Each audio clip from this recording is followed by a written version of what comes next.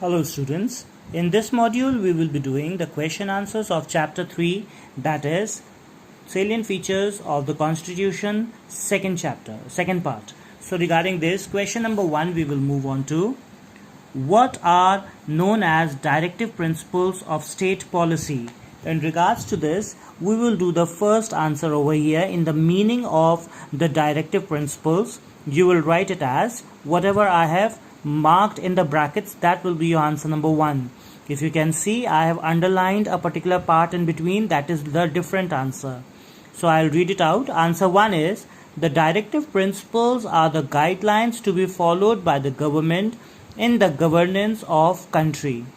Next you will write second paragraph. The directive principles are not a substitute for laws of the country. They are called directive principles because the government has to take them into consideration while making laws. That is all your answer number 1. Question 2 is, in which part of the constitution are directive principles incorporated?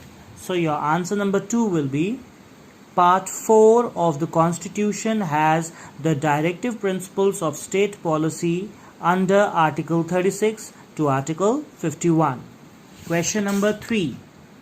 Name the, now here in your books it would be given name one important. So we are not going to do one. As for the exams, we will prepare all. So you will write name the important source ki jagah you will write sources. Name the important sources of directive principles. Regarding this, your answer is over here. Sources of directive principles, you will write, at the time of drafting of the constitution, its framers were inspired by 5 important sources. The Constitution of Irish Republic, which contains the principles of social policy for the guidance of legislators. The Declaration of the Rights of Man and Citizens of Revolutionary France. Then next you will write the ideas of Mahatma Gandhi. You can write just this much. Fourth, the Charter of Human Rights framed by United Nations. And fifth, you will write the Universal Declaration of Human Rights was adopted by United Nations when the Constituent Assembly was deliberating over the Indian Constitution. Next we move on to question number 4. When the directive principles are not enforceable by law courts, why have they been incorporated in the constitution? So regarding this, your answer number 4 we will write from here. Importance of directive principles, under that you will write, despite limitations, the directive principles are very important. This importance stems from the following. Here we will be doing 5 to 6 points. You will just mark the things that I am telling you. Directive principles are in nature of a pledge. They provide framework, political, social and economic program for a modern democratic state. Next point is, the directive principles are guidelines to the government to make laws and draft their policies according to these fundamental principles. Third point is, they provide a measure to judge government's performance. Next is, the directive principles direct the government to move toward the goal of a welfare state. Fifth point, they enlighten and educate the people of what they can expect from the politicians whom they vote. Sixth point, they provide a direction to courts in respect of safeguarding the rights of the citizens. Next we have question number 5. What happens in case of any conflict between the directive principles and fundamental rights? Give reasons to support your answer. From the heading, welfare state.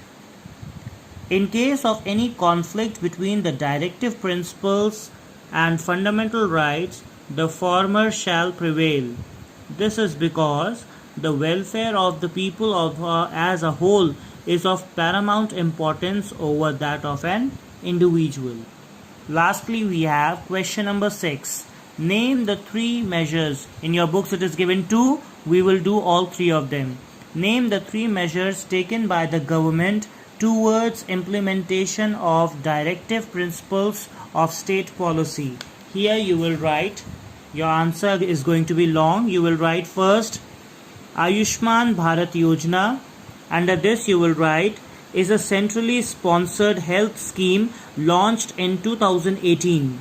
It is an umbrella of two major health initiatives, namely Health and Wellness Centers and National Health Protection Scheme.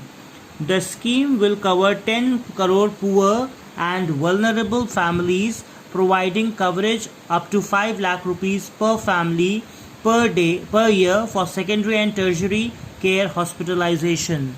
Next is B point. Pradhan Mantri Fasal Bima Yojana was launched on January 13, 2016.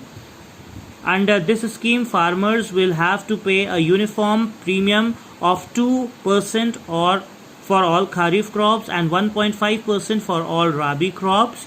For annual commercial and horticultural crops, farmers will have to pay a premium of 5%. The remaining share of the premium will be borne equally by the centre and the respective state governments. Next, you move on to the next paragraph. The scheme also provides farm level assessments for localized calamities including hailstorms, unseasonal rains, landslides and inundations. Third point you will write, a social upliftment scheme called the Jan Dhan Yojana was announced by the Prime Minister Narendra Modi on August 15, 2014. Under this scheme, bank accounts have been opened for the poor. Each account has a life insurance cover of rupees 30,000, adding to the 1 lakh accidental insurance benefits already available under the account. The account is accompanied with a RuPay enabled debit card. This scheme is aimed at improving the lives of millions of India's poor by bringing them into the financial mainstream and freeing them from the clutches of money lenders. So with this, we come to the end of the chapter, question answers for salient features of the Constitution. Finish these question answers and then we'll move on to the last chapter for this term, that is chapter 4, and we will be doing with the introduction of the chapter 4, elections. That means meaning of elections and the kinds of elections, different kinds of elections. With this, we come to the end of the module. Thank you.